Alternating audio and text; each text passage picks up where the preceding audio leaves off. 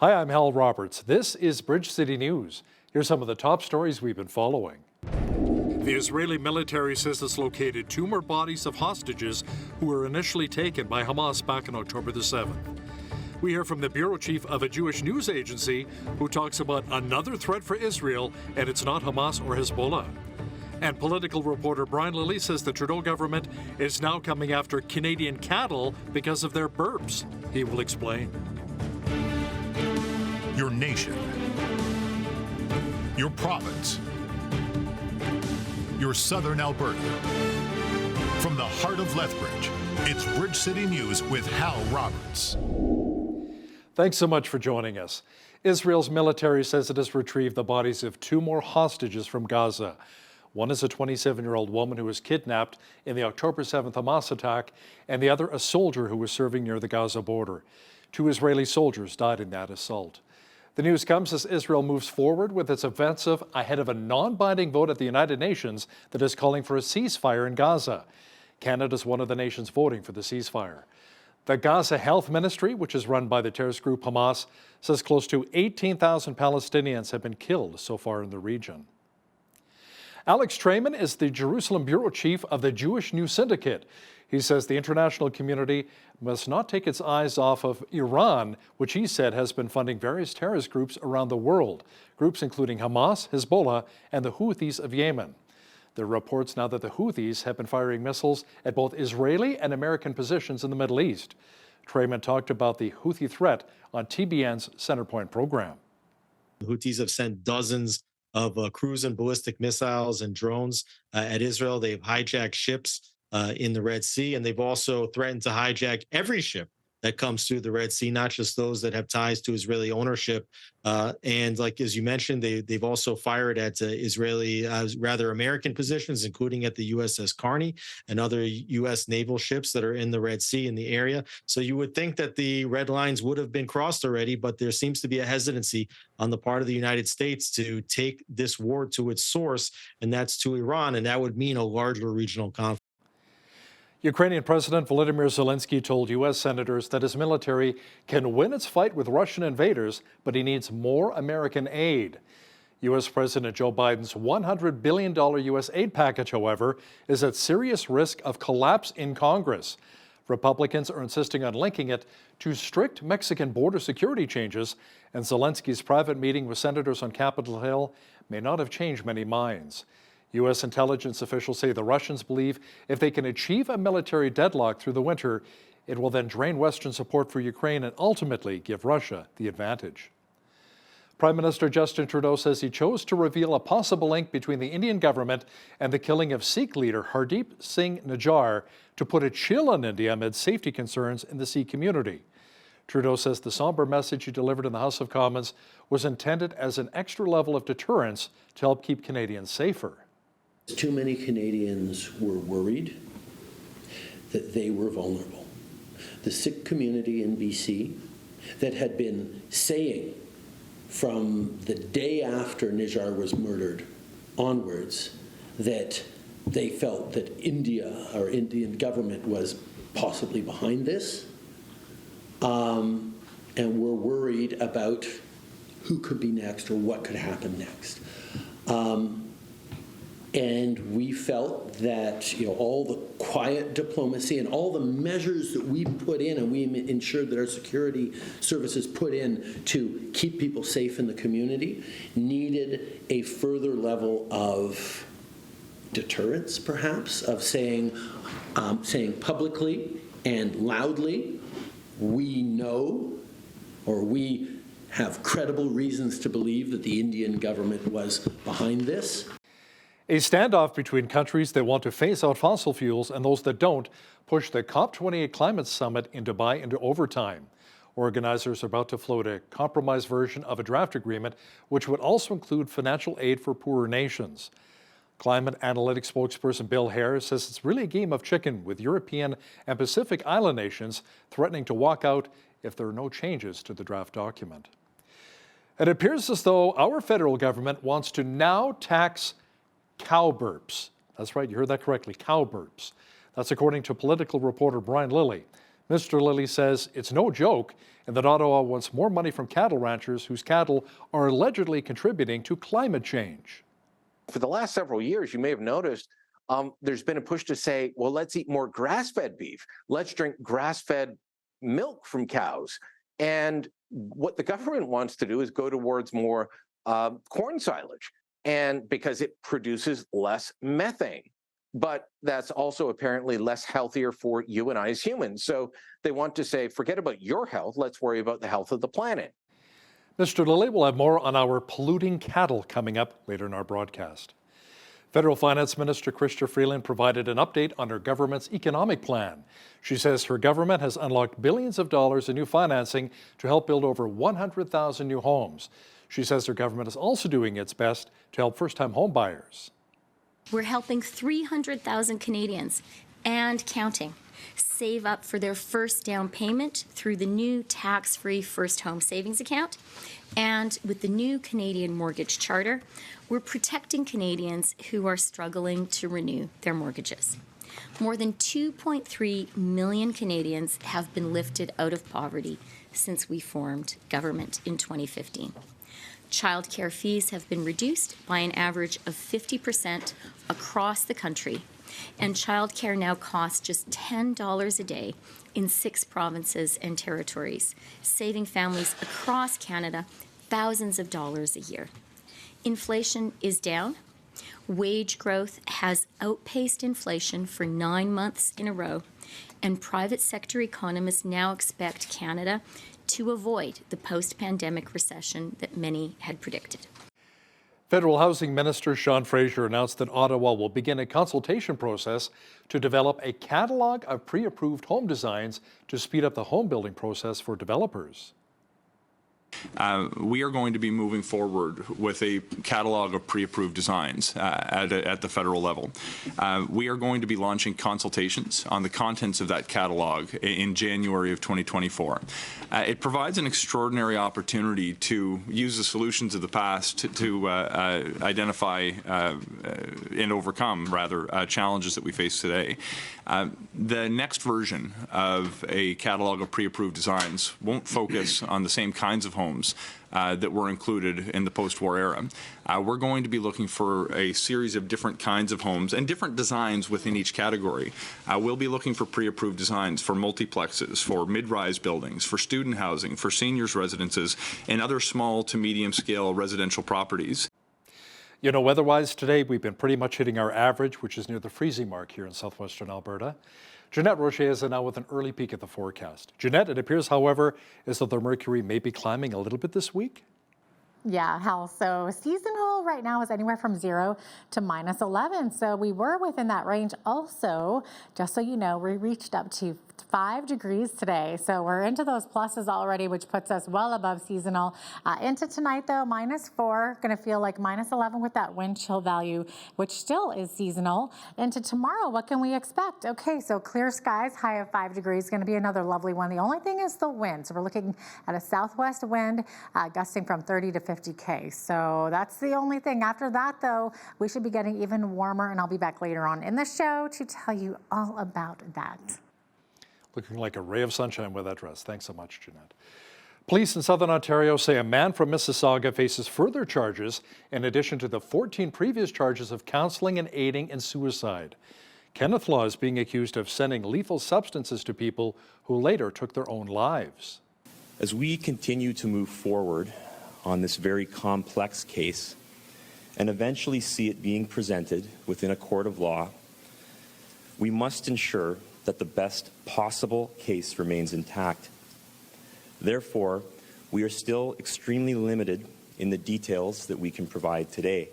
I will reiterate, as I have said previously in our last update, that we will not be releasing any information pertaining to the victims in this case.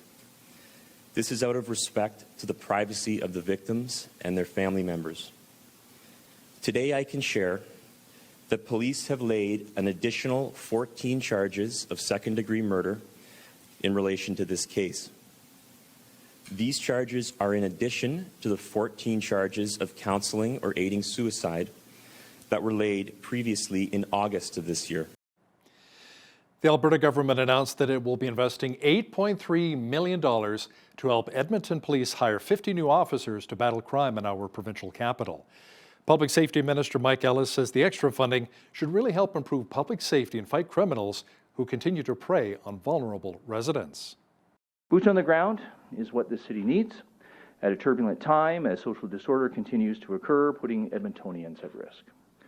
And as we all know, violent crime continues to be a significant challenge in all of our urban centers, particularly in Edmonton and Calgary. In Edmonton, all statistics indicate that violent crime continues to grow. This alarming trend is deeply concerning for Edmontonians. We must act now to make our city streets safe again. Lethbridge police need our help finding a 24-year-old man who is wanted on multiple warrants. Dustin Gordon McCracken has outstanding warrants for possession of stolen property over $5,000, breaching a court order, and flight from police. Now here's his picture, which has been provided by police. If you've seen McCracken and know of his whereabouts, you're asked to call LPS right away at 403-328-4444. Registered nurses in our province are not happy that the Alberta government is planning on utilizing more licensed practical nurses while allegedly decreasing RNs positions. Now, there's a group called LPNs for Change who say they're upset for not being recognized for the current work they're doing and want to be reclassified under direct nursing. They say on one hand the government has decided that they're not really nurses, but on the other hand want to replace RNs with LPNs. An appeal has been filed with Alberta Labour Relations. LPNs have been practicing direct nursing care for well over a decade. I myself have been nursing for about 11 and a half years, and I have been practicing direct nursing care that entire time. Right now, as it stands, LPNs are currently classified under the bargaining unit for auxiliary nursing care, which also includes unregulated healthcare workers, such as healthcare aides. And we've been there historically for quite some time for reasons that do make sense in the past, but our scope of practice and our educational requirements have changed vastly over the years, and so now we are no longer providing direct nurse or auxiliary nursing care, and that placement within that bargaining unit is no longer appropriate for LPNs. Our concern is that the government is supposed to look at what we do is based on job functions and deal with these bargaining units. And right now, our job functions are obviously 99% overlapping. And now they're saying, well, it doesn't matter. Job functions doesn't matter, even though we stated that it matters. Well, it appears as though millions of dollars will be needed to repurpose the pavilions at Exhibition Park in our city. On Tuesday, Lethbridge City Council heard that $1.6 million is needed to replace roofs, HVAC systems, windows, siding, and emergency systems over the next 5 years. An extra $6.4 million would also be needed for flooring, plumbing, and parking lot resurfacing. Council is now deciding whether it makes financial sense to renovate and keep the old buildings. Officials said more studying has to be done to evaluate the potential recreational purposes for the space and to explore the further needs here in our community. Students at Champion Taekwondo got some kicks out of a recent charitable event. The annual Kickathon saw students collect pledges and raise funds to purchase toys for the Salvation Army's Toys for Tots campaign. The students practiced for weeks to see how many kicks they could compete within a minute. The co-owner at Champion Taekwondo says this year's event was a huge success. As a school, the total number of kicks was 22,149 kicks in a single minute. So throughout the night, we had different groups come in and complete their kicks. A lot of energy that night for sure. Plus, they came in with their pledge money. And so we were able to raise more than $15,000. We'll go to the Toys for Tots. And this morning, actually, we went out and did our big shop at Toys R Us. So we get to go in before the store actually opens. And we had a bunch of volunteers there that they help us just go shopping. And for $15,000, it takes a whole crew to spend that much money. And we got to deliver that over to Salvation Army. Members of the Salvation Army were also at the Kickathon and said this is the largest community-initiated fundraiser the group sees during the Christmas season. Now, speaking of Christmas, around 4,000 spectators witnessed the always popular CPKC holiday train, which rolled through Lethbridge on Monday evening. In its 25th year, the train travels throughout the country supporting food banks, along with bringing awareness to food insecurity issues. Now, recent stats say more than 2 million Canadians have used a food bank in 2023. This year, CPKC donated $8,000 to the Lethbridge Food Bank. Since its inception in 1999, the holiday train has raised more than $22.5 million, along with more than £5 million worth of food for community food banks across North America. Some of the performers on the holiday train this year included Mackenzie Porter, Dallas Smith to Neil Towns, and Virginia to Vegas. The last stop for the CPKC holiday train will be in Gleason, Alberta on December the 19th. You know, if you like Christmas lights, make sure you head out to Mayor McGrath Drive south in our city on Friday night. It'll be lit up beautifully, but not by Christmas trees. At least 30 decorated semi-trucks from across the province will be there for a Christmas cruise. The big rigs will be adorned with festive lights, toys, and decorations for the 3rd annual Alberta Large Cars Christmas Cruise and Toy Run to raise awareness and donations for Angel Tree.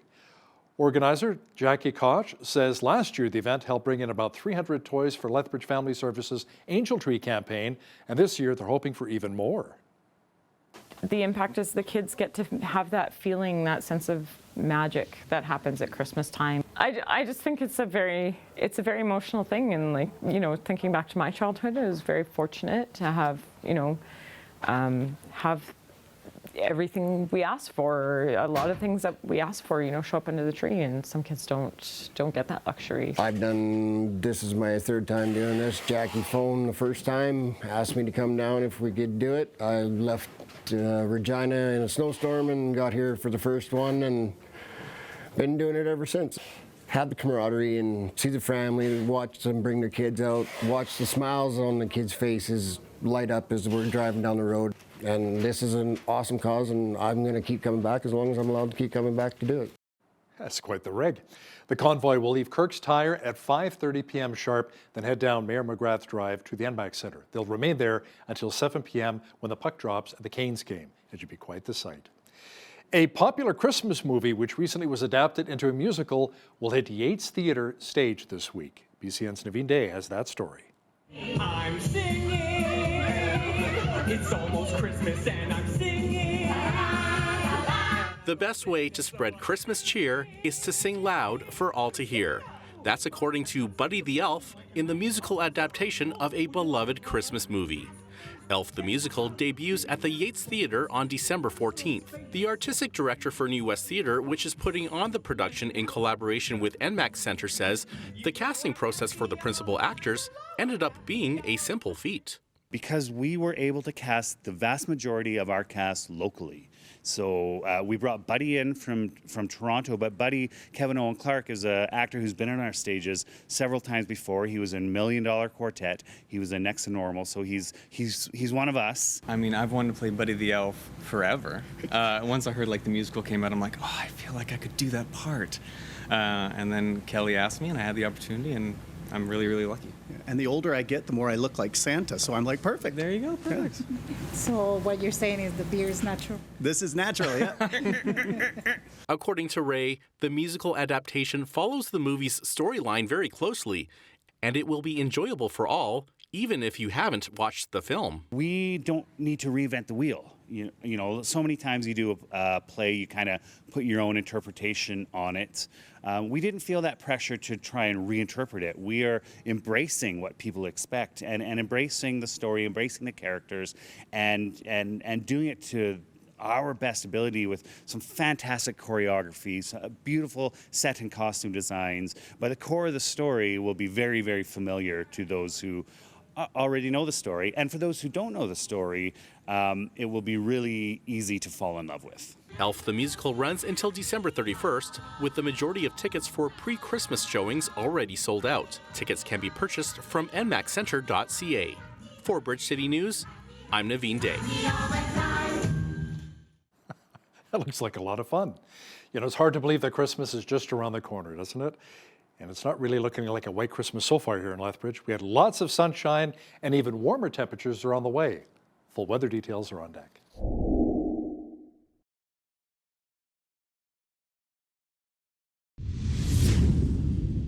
You know, I put on my winter tires last month when we first received quite a bit of the snow, and since that time, most of it has melted. Jeanette Rocher is now with all of the weather details. Jeanette, is there any more snow or even rain in the forecast over the next week? We could really use some of the moisture here in southwestern Alberta. Yeah, and speaking of which, only 12 more shopping days until Christmas, well, 13 if you count today. And if you like it cold and snowy for your Christmas shopping, I've got some bad news for you because we're about to have mostly plus temperatures and a lot of clear skies. Clear skies all except for this one day here on Thursday coming up when it's supposed to rain. I didn't say snow, I said rain. So we are looking at that high of 5 degrees on Wednesday, clear skies, and then seeing that 40% chance of showers coming at us on Thursday, high of 3 degrees, remaining at 3 for Friday, up to 6 on Saturday with clear skies. And make that 7 degrees for Sunday, and then 3 degrees on Monday to round out that 7-day forecast. Average high for this time of year, 0, as I said before, minus 12 is the average low, so we're well into that range and above. 13 was the record high on this day back in 1962, and in 2000 we saw our record low for this day, which was minus 33. Sun rose this morning at 8:19, sunset this afternoon at 4:31. We're looking at 8 hours, 12 minutes of daylight. Okay, looking at mainly cloudy skies on the west coast with periods of rain for Victoria and Vancouver. Victoria sitting at 9 degrees tomorrow, Vancouver at 7, 6 for a high in Calgary, in Edmonton rather, and 5 degrees for a high in Calgary with clear skies in both of those cities. Looking at a bit of windy conditions though as we get into Saskatchewan, looking at up to 50k winds in Saskatoon. Clear skies though, 3 degrees for a high. Same thing, 3 degrees, clear skies, up to 60k winds though in Regina. Winnipeg also looking at sunshine with a high of minus 2. As we get into the central part of the country, let's move those graphs over. Toronto looking at a chance of flurries. We're looking at actually a 30% chance of flurries in the morning. Change that to 70% chance by the afternoon. 1 degree is the high, minus 3 for a high in Ottawa expected tomorrow with a mix of sun and cloud. And Montreal also looking at that 30% chance of flurries with a high of minus 2 right there. Okay, as we get into Atlantic Canada, we are seeing a lot more precipitation. So we are seeing a chance of flurries in Fredericton, high of 3 degrees. Halifax looking at some rain, 5 degrees for a high, 4 for a high in Charlottetown, looking at mixed flurries with rain, and then a chance of some showers as well happening in St. John's tomorrow with a high of 2 degrees. So there you have it. That is your forecast. Equifax Canada is reporting potential challenges in debt repayment for Canadians. Its latest data shows an increase in overall delinquencies of 3.4% in the third quarter compared to last year. The new report also says credit demand among business owners showed a seasonal drop of 1.9% from the last quarter. That was up, however, more than 13% year over year. The agency says the data shows that businesses are seeking credit as the end of the year approaches, which could be a sign of early financial stress. Choice Hotels is launching an $8 billion U.S. hostile takeover of Wyndham Hotels and Resorts following repeated attempts to reach a deal with its rival. Choice Hotels says its exchange offer to shareholders of Wyndham is the same as its last bid to company management of $49.50 in cash and just under half a share of Choice common stock per Wyndham share. Wyndham runs Days Inn, La Quinta, and the Ramada. The latest offer gives Wyndham shareholders the chance to choose to receive all cash, shares, or a combination of the two. The offer puts the value of the deal for Wyndham, the largest of the two chains, at about $8 billion. Canada Post says a problem that prevented it from accepting some parcels during the busy holiday mailing season has now been fixed. The Crown Corporation posted on Facebook that a technical issue was preventing post offices from accepting parcels for delivery within Canada. About 2 hours after the notice was posted, however, a spokesperson said the issue was resolved and all postal services were once again available. No details were provided about the nature of the technical issue. Now, here's a look at today's markets. The TSX was down 84 points on the day to finish at 20,233. The Dow was up 173 points to 36,577. The S&P 500 was up 21 on the day to 4643, and the Nasdaq was up 100 points to 14,533. West Texas Intermediate Oil was down $2.59 to $68.73 U.S. per barrel. Natural gas was down 15 cents to $2.28 U.S. Gold was down $2.40 on the day to $1,979.54 U.S. an ounce, and silver was down 5 cents to $22.77 U.S. an ounce. Feed wheat is at $9.14 per bushel, barley's at $6.81, canola's at $15.04, and corn is at $8.10 per bushel. Live cattle were up 73 cents to $167.70, Feeder cattle January contract was up $1.30 to $2.1925, and lean hogs were down 43 cents to 67.83. The Canadian dollar was up slightly over the past 24 hours to 73.59 US.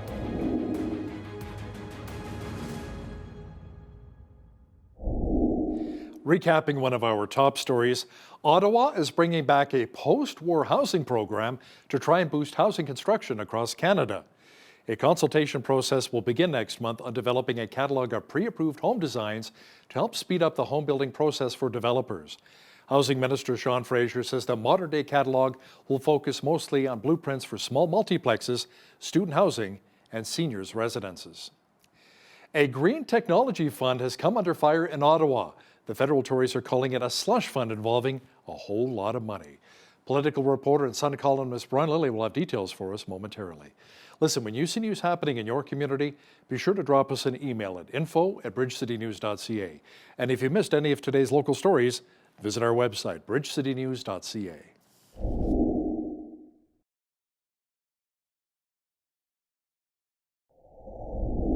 You know, we discuss a wide range of topics here in Bridge City News, but today we're going to chat about something a little bit different.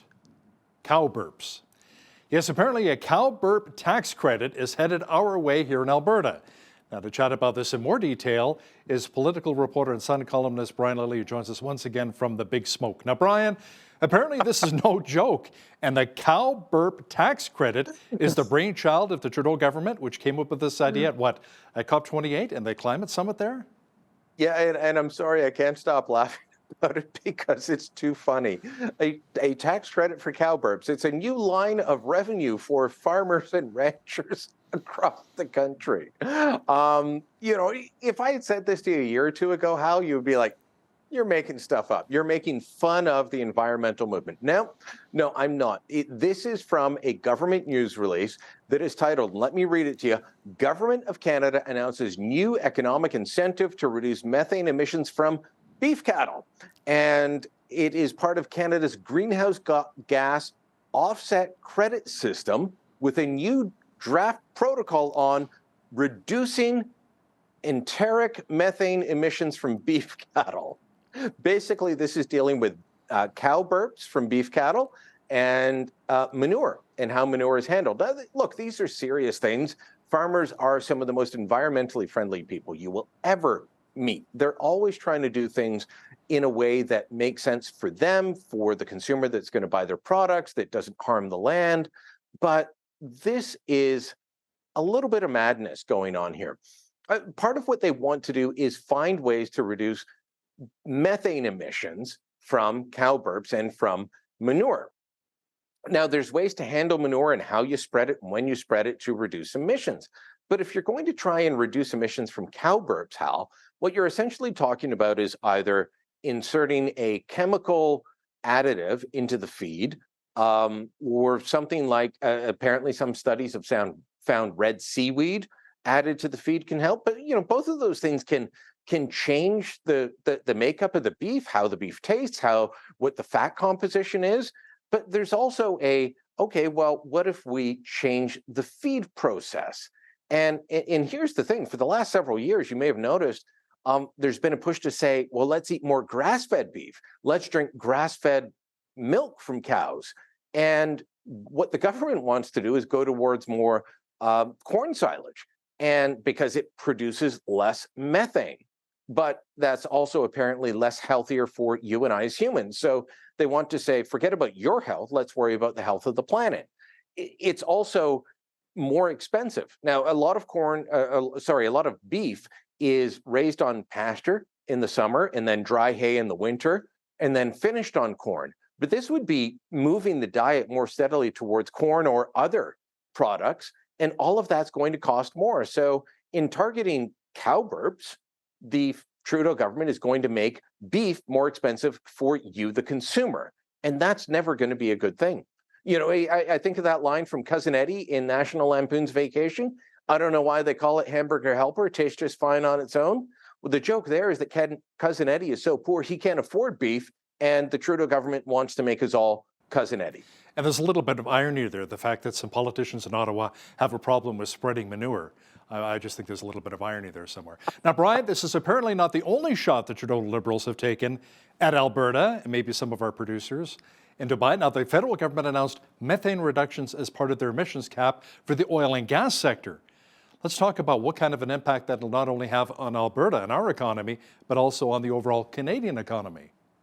Well, the Trudeau Liberals say it won't affect output of the oil and gas sector. And, well, anyone affiliated with the oil and gas sector, from the industry to the Alberta government, says, are you off your rocker? Of course, if you go in and you put a hard emissions cap on, you're going to affect output. You're going to affect production. What's interesting is that the Alberta government has actually had methane reduction targets in place for the oil and gas sector for years, and has had great success in reducing methane emissions from producing oil and gas. That's not something that the Trudeau government has been involved in, even though they've been in power for 8 years. But both the Notley government, the Kenney government, the Smith government, they've all moved on this, and it's not a bad thing, but they've been able to meet targets. But now the Trudeau guys come in and they announce something that no other government in the world has done: hard cap on emissions of all greenhouse gases from the oil and gas sector, and they try and claim it's not going to affect output.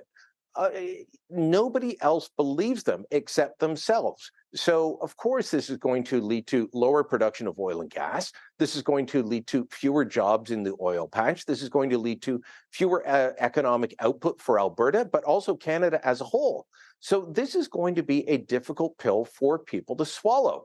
And, meanwhile, we've got the just transition in place, supposedly, but no just transition jobs ready for people to take on as the Trudeau government tries to get rid of oil and gas jobs. And Brian, a green technology fund in Ottawa has come under fire. It's being described as a slush fund. The CEO has resigned, the board chair has left, 4 HR directors have also left the building. The Tories are the ones calling it a slush fund. How much money are we talking about here? The total fund is about $1 billion, and according to whistleblowers, about $150 million was misappropriated, spent incorrectly, or handed out in grants that shouldn't have happened. This is the fund where the board chair had to resign because she voted for a lot of money to go to her own companies, not one company, but multiple companies that she was involved with.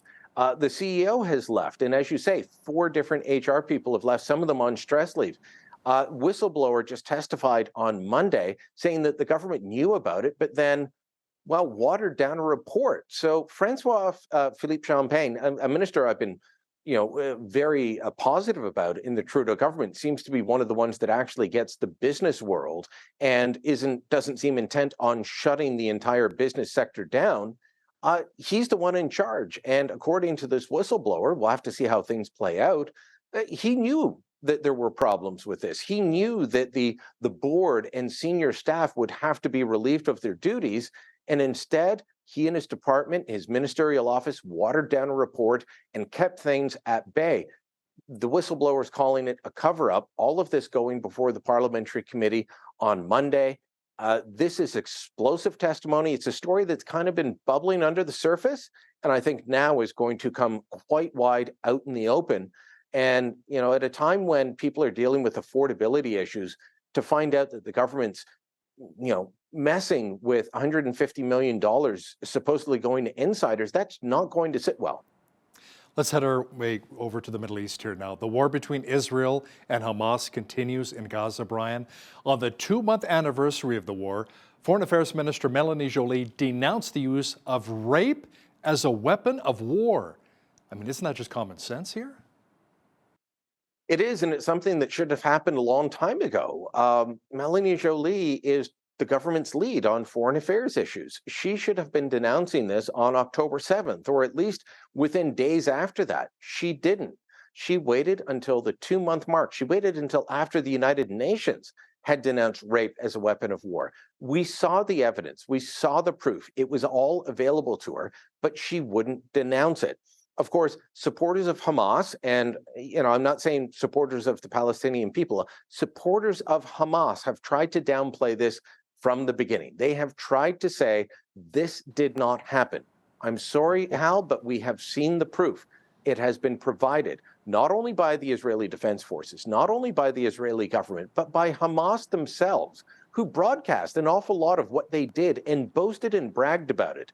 There were pamphlets and instruction manuals found on some of the bodies of the dead terrorists describing what they were to do, including using sexual assault and rape as a weapon of war.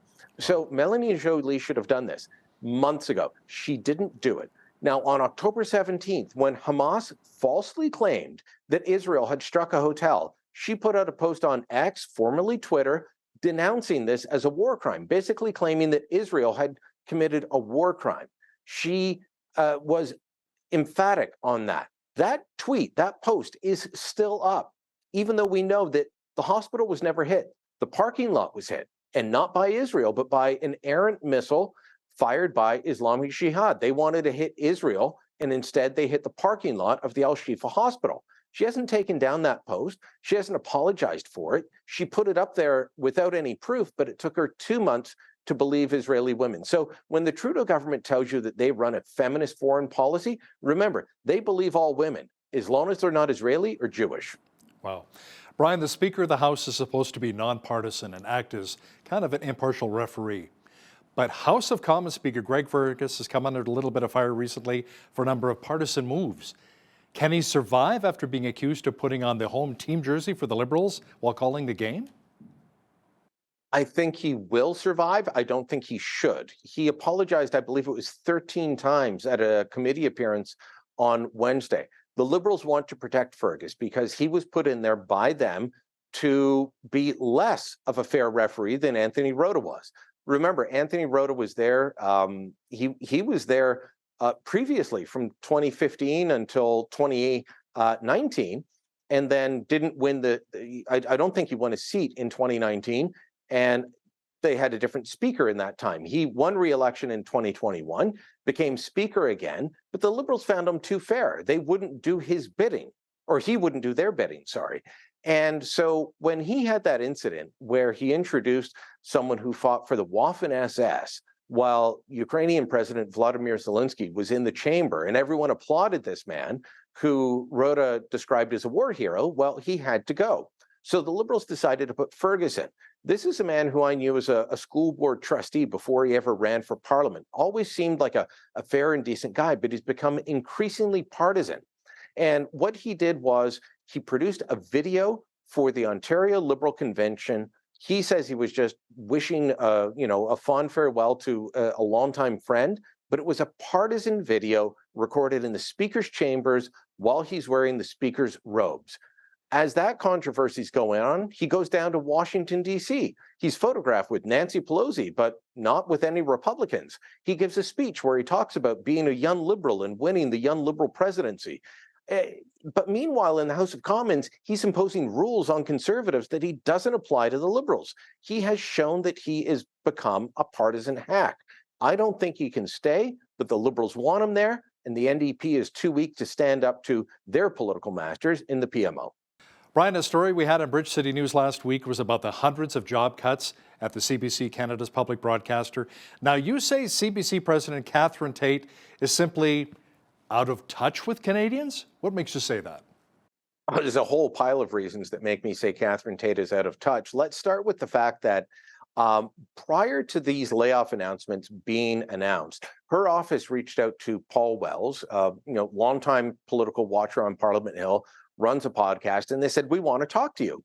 And so she recorded a podcast with him, and there were a couple of comments that she made on that, knowing that it was going to be released the day the layoffs were announced. And he asked her, where were you when you found out you got the job? And she describes being at the Four Seasons, treating herself to a wonderful stay at the Four Seasons Los Angeles. This is a Beverly Hills hotel, Hal, that costs more than some people's mortgage payments per night. That's out of touch. Then in the middle of this interview, she says she doesn't understand how some people can back Pierre Poilievre's view that the CBC should be defunded. She hasn't looked at the polling. She hasn't looked at the fact that she has alienated, or her organization has alienated, a huge part of the population, and she just doesn't get it. But then in an interview with her own network, she's asked, will the company still be giving out bonuses, because there were $16 million worth of bonuses paid to senior executives last year. And she was asked, will you pay out those bonuses while you're laying off all these people? And she said, well, we don't know. We haven't talked about that yet. I'm sorry, but if you're going to be laying off hundreds of people, you need to talk about executive bonuses ahead of time. Otherwise, you look clueless, you look out of touch, and you're going to get a beating. I don't care which media company or other public company you are, you're going to take a beating in public opinion over that. And the fact that she didn't get that, or that so many Canadians, especially in Western Canada, feel completely disconnected from CBC, tells me she is staying in her Ottawa, Toronto, Montreal, and sometimes New York bubble. Brian, as many of us think about hopping on a flight to visit family over the holidays, or maybe a little bit of a tropical getaway to get away from the snow, the cost of Canadian flights is giving us a bit of a sticker shock. Now, you wrote about a study by the Montreal Economic Institute that says government fees and taxes are a big reason why we pay more than our American neighbors. Yeah, did you know that the post 9/11 security fee is about to go up by almost a third, Hal? It's already far higher than the Americans, which, by the way, tops out at about $7 Canadian for a domestic flight in the US and doesn't go above $11. Meanwhile, we're going between, I believe it's going up to $17 to $34 Canadian. Wow. For 17 for a domestic, 34 for an international flight. That's just one aspect of it. Our excise tax on jet fuel is about 4 times what the Americans charge. Then we've got airport rents. The federal government owns an awful lot of these airport lands. They used to own and operate them. And then they decided to get out of that business, and they would set up independent boards, but then charge them rents. Well, the rents continue to go up and up. And last year it was $419 million that they collected in rents. Well, every time they increase any of these fees, and they increase all of these fees on an annual basis, well, guess what? That puts the cost of your flight up. The only reason that it isn't more feasible for those of us who live near the border, like myself, driving across to Buffalo to catch a flight, or Montreal going to Plattsburgh, people in Vancouver going to Bellingham, and things like that. The only reason it's not more feasible is that the dollar is so low right now that that kind of negates it. But the price that Americans pay for airline tickets is significantly cheaper than what we pay, and a big part of that reason is that we are paying through the nose on airport rents, security surcharges, and fuel excise taxes, just to name a few of the different charges. Then, of course, GST is on top of all of that. Political reporter and Sun columnist Brian Lilley, thanks so much for joining us today from Toronto. Thank you, Hal.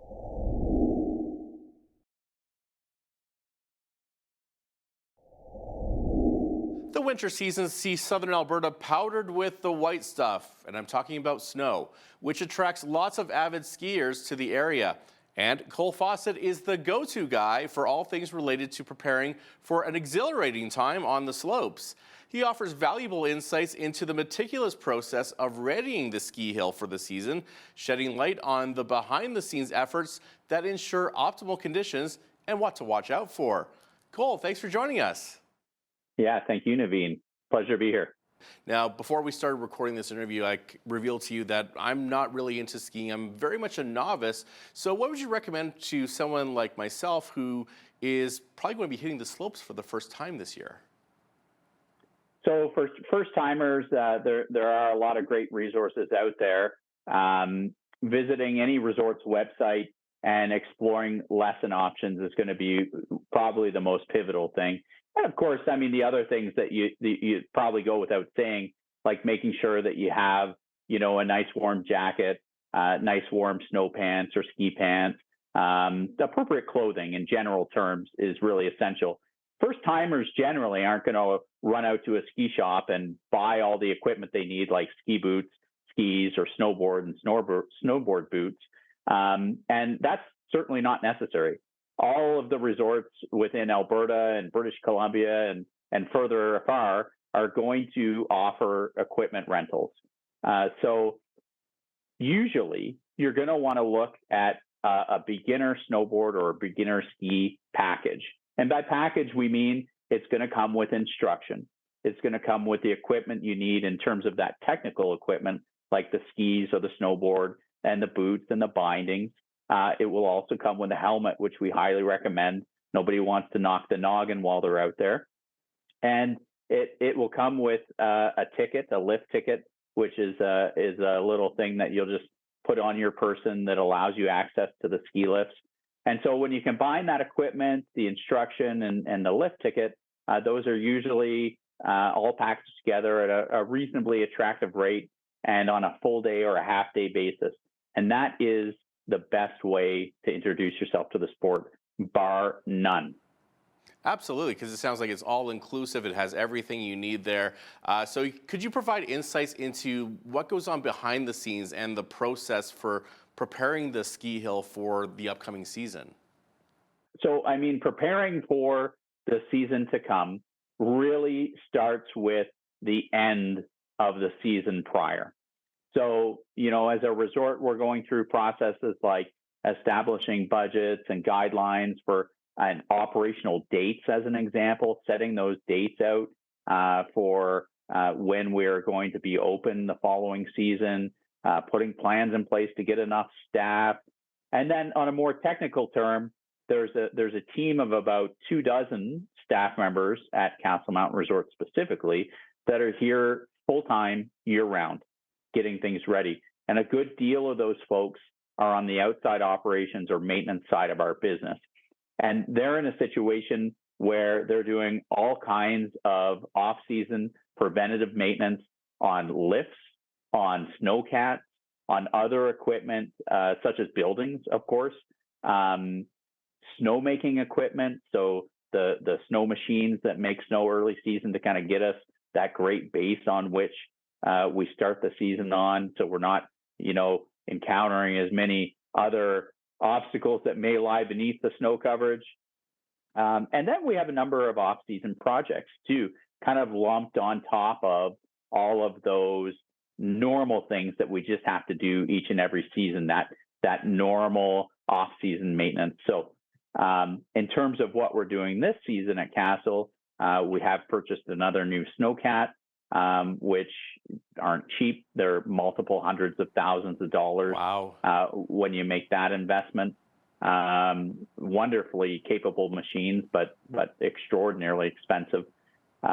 We have added some snowmaking equipment to our fleet to get us in a position where we can be open reliably when we say we intend to be. There is some building maintenance going on, some new roofing on our staff accommodation, some interior upgrades within the day lodge and our cafeteria and our washrooms, and then some equipment upgrades with one of our lifts, the Huckleberry chairlift, is getting a new digital drive, which is more or less the brain of the lift and will help us increase the reliability of that lift for years to come. Now, you've touched on this a bit with improvements you've made to the resort, but for those that might be new to Castle Mountain, what are the distinctive features of your resort that really set it apart from the others, and what should visitors be particularly excited about? Well, first and foremost, if you're from the greater Lethbridge area, this is the closest Rocky Mountain resort to anybody living in greater Lethbridge, or really anybody in the southwestern portion of the province. So that in and of itself is important to note. Castle has some exceptional terrain. It's has a great variety and has graded terrain for advanced and expert level skiers, intermediates and beginners too. But one of the things that really sets us apart from some of our competitors is the mountains on which we occupy. We have an abundance of terrain, and we see the most snow on average in the province of Alberta, period, of any other resort. Wow. Aside from that, there is a certain, I think, different feel to Castle. It's more laid back, it's more homey.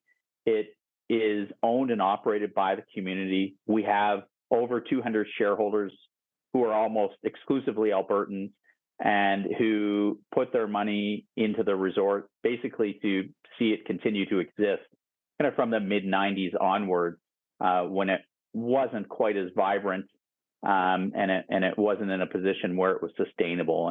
And today, at least at this point in time, we are on a path to sustainability and on a path to upgrading some of the assets that we have here, some of the older lifts, as an example. And beyond skiing itself, resorts often offer a variety of activities and events.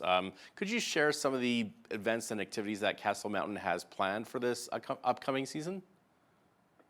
Yeah, for sure. So a lot of the specific dates, we're in a situation where those are still being mulled over, I guess you could say.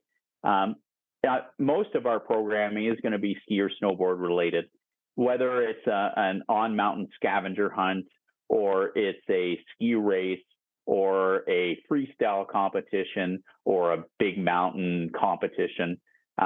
Most of what we have here is going to take place on the snowy slopes in some way, shape, or form. As far as non-skiing stuff goes, we do offer a cross-country ski network here at the resort. It's pretty small, but it exists. And adjacent to us within the Castle Provincial Park, there are some maintained, groomed cross-country skiing and snowshoe trails, very close proximity to us. And I mean, aside from that, the other thing that we have that's unique to Castle and is actually very unique in North America is we have kind of what most people would think of as a ski resort with ski lifts, and you take the lift up and you ski down a run, and it may be all natural terrain or like powder, or it may be groomed nightly. But we also have something called cat skiing or snow cat skiing. And that's where you actually hop into one of these snow cats, and it has a cabin on the back of it that's kind of like a minibus in a sense, but it's capable of climbing snow-covered mountains.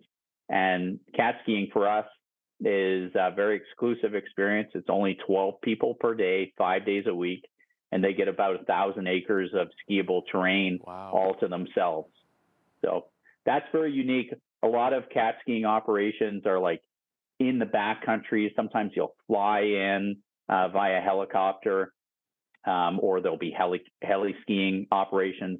But at Castle, we actually have both of those operations kind of side by each.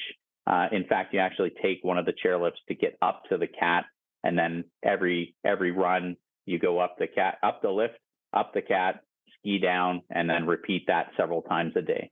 So that cat skiing sounds a lot of fun. So what recommendations do you have for visitors regarding maintenance and selecting the right equipment for the conditions they might occur at the mountain? Yeah, well, some might say, especially if you're in the ski industry, you can never have enough pairs of skis or snowboard. But really, that's not a feasible thing for most of the population. Mm-hmm. So at the end of the day, you want to select. I'm not a great expert in this field. There are some great experts in equipment selection at retail stores across Alberta and beyond, of course, and some great resources online. But certainly doing your homework, putting some time into understanding what ski or snowboard works best in what conditions, and putting some thought into where you like to go on the mountains and what type of terrain you like to access. Those are all really valuable things to put a little bit of time and thought into. But certainly there's no substitute for visiting your local ski or snowboard shop. These folks that are generally employed there live, eat, and breathe the sport. That's amazing. Now, snow quality is a major factor for skiers. How does Castle Mountain manage the snowmaking and grooming operations to ensure consistent and high quality snow cover throughout the season? You talked about purchasing new equipment in the hundreds of thousands of dollars. Yeah, so that's a great question. So prior to 2019, we didn't make snow here at all. We relied solely on what Mother Nature brought us. And that is in itself a huge risk to the business, of course. But we have, over the last I guess, 4 years primarily, we've invested more than $2 million in snowmaking infrastructure. And this is a big part of the reason why, right this moment in time, we're, not announcing, new lift infrastructure going in, because those are extraordinarily expensive, pardon me.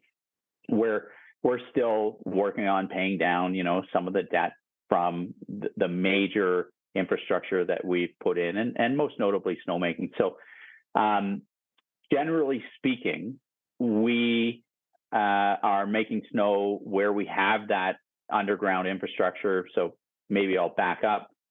In order to make snow, you need high pressure water and high pressure air. And that stuff doesn't just magically appear on the mountain. It's piped up there. So underground, there are kilometers of steel pipe for water. And then that is connected and electrical too. So we need electricity. So we've got electrical cabling and water piping going up the mountain in various locations. And the snow machine or the snow maker is connected to that at where we need it, at those pedestals, I guess we call them, or outlets for water and electricity. So if you can just imagine the infrastructure that's in a city to get water to your home, as an example, we have something similar to that here, except on a mountain in the Rockies. So that's really pivotal. Most resorts are going to have this. And of course, we're no exception in this day and age. And so you connect your snowmaking equipment, your guns, sometimes they're referred to, or machines. And basically that high pressure water is thrust up into the air with high pressure air, and it falls down as snow. Slightly more scientific than that. But when it's cold enough, it'll just fall down as snow. So when we talk about getting ready for the season, snowmaking is a really essential part of this. We spend dozens and dozens and dozens of days and hundreds, if not thousands, of human hours on making it. And it's all in the name of getting a good surface down in the event that Mother Nature doesn't deliver. And even if she does, it serves as a great base to help protect us and our equipment from some of the natural hazards that lie beneath. Well, that was very educational and informative for me. I hope that our viewers got a lot out of that too. That was Cole Fawcett with the Castle Mountain Ski Resort. Cole, thanks so much for joining us today. My pleasure. Thank you. I'm Naveen Day. On behalf of all of us here at Bridge City News, thanks for watching.